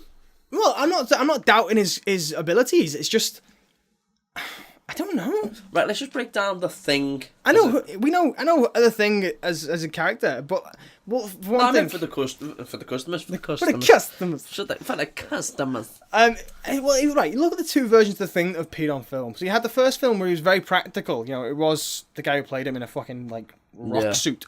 Whereas in the second film it was all CGI and his voice sounded fucking stupid. Yeah. What do you think he'd do though? Which do you think he'd prefer to do, CGI or the rock suit? I think he got more for the rock suit. Probably, yeah. I reckon he got more for the rock suit, but I don't know. Maybe he go a bit more CGI, but not as much I think- CGI. No, I think practical is. I don't know. I really don't. Terry Crews, ladies and gentlemen. Terry Yeah, Terry Crews is the Crews. thing. Terry Crews is the thing. I love Terry Crews. I think he's brilliant. I love him. Have you seen him in My Wife and Kids when he does the Euro training? No, I don't I know. will show you that later. That is Okay. funny. I've only seen a bit of Brooklyn Nine-Nine. I love him in that. I just in everything else he's in, he's pretty brilliant. I just don't know. I don't know. I can see him as a thing. No, I could definitely see him as the thing. He's a big, massive, swole creature. Right. To be fair, this is another one like the Silver Surfer, where when you look at it, it doesn't matter who plays it because, you know, he's a big rock thing. It could be black, white, Asian. Don't give a. Could be anyone. Don't really give a shit. But let's be honest, if you were to turn around and say someone like... Let's just say... Alright, let's say, for instance, would you rather pick Terry Crews to play him, or would you rather cast the dude who played Glenn in The Walking Dead? You know what I mean? Two completely different spectrums. Okay, yeah, that you can't even compare them. No, but that's what I'm saying. Anyone could play him. Yeah, no, I'm not doubting that. I just mean like I don't know. I don't know. I think it's just because of the kind of Ben Grimm we've seen thus far, and as much as I know of the Fantastic Four, like comic wise, I just don't see Terry Crews. But I could be wrong on that. But I mean, it's to their own self. I can see Terry Crews playing. I'd love to see him do it. Yeah. As a case of I love Terry Crews, but it's just He's Terry Crews. My first initial reaction watching this clip was just like, huh. He's the big black guy from White Chicks who doesn't love him. Da-na-na-na-na-na. And I miss you. It's a fucking brilliant scene. And then the wheelchair as well. Oh god. I fell. Okay, the next one. Everyone's been clamoring this, saying this phrase. Is really. Come on, hurry up. Put the thing on. Oh, I skipped it. There it is. Sue Storm, the Invisible Woman, Emily Blunt. Now, see, this one has been. Let's just be blunt about this. Oh god, here we go. This one's been touted a lot recently because of A Quiet Place. You know how she was in that with I forget his name, but she's actually her husband. Yeah, no, it was good. People have been fan arting them as a Mr. and Miss Fantastic, Mr. and Mrs. Mr. Fantastic. See, I could see both of them. I could see both of them playing. Yeah, Mr. Fantastic and I think Sue Storm. I think to be fair, Emily Blunt's just got like a really good background with like action as well. Like there was that Edge of Tomorrow film she was in. And I say I've not seen Quiet Place, but I do want to watch it. So it's meant to be amazing, like so. yeah, I remember we had one of our mutual friends said it was really good. Emily Blunt, yeah. Plus, I could get behind it. yeah, definitely get behind it. I get behind her as well. You know what I mean? No. Okay. A fella would fuck you like, but Probably, yeah. I'd take a beating. I'd take the beating. And this last one. It's a bit of a shocker for me. I can see it working, but it was a bit of a shocker. Yeah, but you had to kind of think for a minute. Who the fuck is she talking about? I have to think about who was the character, who was the actor I was sitting on. Yeah, and it's only when I pointed out that he was in The Dark Knight Rises. Yeah, when he plays Robin. Yeah, we turned out to play Robin. Yeah. I've skipped the title card, but we know who it is. Joseph Gordon-Levitt playing Mr. Fantastic. Again, that's what I mean. I can see it, but it wouldn't be my first choice. No, as I say, a lot of people's first choice is the guy married to Emily Blunt. His name escapes me. No, that wouldn't be my first choice. Really? Really? Fair enough. I think people just look at that because of A Quiet Place and the kind of the great. Yeah, like that chemistry between them and stuff like that. Obviously, the husband and wife are gonna have great chemistry between them. So, but he does play very confident, intelligent people. Previously, to Joseph Gordon-Levitt. So I think he would make a good Mr. Fantastic. I just don't think he'd make a great Mr. Fantastic, though. I don't know if he'd make a fantastic Mr. Fantastic. I don't know. And then the last piece on the video as well is not a casting thing. It's more of who's going to write it. To be fair, to their credit, they did say that they wrote this video before everything went down, and their first choice to write it was James Gunn, and is it Nicola or Nicole Perlman? I think it was Nicola. I think it's Nicola or Nicole, something like that. Basically, the two people who wrote the first Guardians film. Yeah. So you had, Bear with us, technical Yeah, difficulties. trying to find the fucking image. There we go. Nicole Perlman. Mm. I was saying this to you when we were watching the video as well. The problem with James Gunn being fired is not just the fact that Guardians 3 didn't have a director. It's the fact that he was going to be the one to take the He's going to MCU into spearhead space. everything, as you said, yeah. Yeah, because he essentially created the cosmic side of the MCU with the Guardians. So he would have been the perfect one to take it forward with him. But if he's gone, he's gone. But, you know, it's still a massive shame. But Nicola Perlman, if she's the one who co-wrote the first Guardians with him and directed it with him as well, then I think it's not in the worst set of hands. At least if it goes to someone who was closely involved with the Guardians Yeah, that's prior, what I mean. it's not too bad. But I back this 100%. yeah, if James Gunn comes back, I'd be all down for him taking on I Fantastic back Four. this 100% because, you know, fuck Disney for being two-faced, double-standing, Jew-hating fuckers. Did you know he actually hated Jews? What, Walt Disney, yeah? Yeah, he actually hated Jews. I remember, yeah. Yeah. That was a big joke for a while, how he was a massive anti-Semite. Yeah. That's why a lot of the Nazi jokes got into the Disney things as well. Yeah, I'm not surprised, to be honest. You know what I mean? Yeah. So, Okay, well, there we go. before I start ranting again, let's go. Yeah, there we go. That's the What Culture's fan casting the MCU Fantastic Four. But that is it for this week's installment. I hope you guys enjoyed. It's been a lengthy one. Meow. Meows. You know, if Come you, on, be proper British about this. Yeah, I'll stiff up a lip. If you like it, go and like the Facebook page, subscribe on YouTube, subscribe to SoundCloud. It really helps us out. Likes, comments, anything and all things. We love it all. We do. We enjoy doing this. We do. Except when you've got a cough. Yeah. It's not so fun, but fuck it. Never I miss still it. do this for the fans. I die for the fans. We do it for the fans. Okay, so we'll see you guys next week and the game, which is the second time we've actually lost it this time in the episode because we made a joke about it before and now we lost it twice. I know you're just overstretching it, so the game. Oh, you son of a bitch. Bye bye. Deuces.